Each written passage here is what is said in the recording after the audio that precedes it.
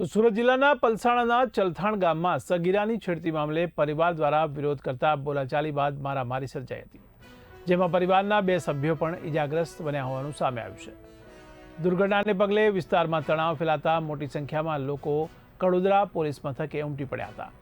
ત્યારે પોલીસે સગીરાની છેડતી અને હુમલા મામલે ગુનો નોંધી તપાસ શરૂ કરી લોકોને શાંતિ જાળવવા અપીલ કરી છે। ગઈકાલે કડોદરા જીઆઈડીસી પોલીસ સ્ટેશન વિસ્તારમાં આવેલ ચલથાણ ગામના લક્ષ્મીનગર વિસ્તારની અંદર એક મારામારીનો બનાવ બનેલ છે, જેની અંદર 4 છોકરાઓ જે છે આ ગુનાના કામે જે ફરિયાદી બેન છે એમના પતિ સાથે બોલાચાલી અને ઝપાઝપી કરેલ હતી।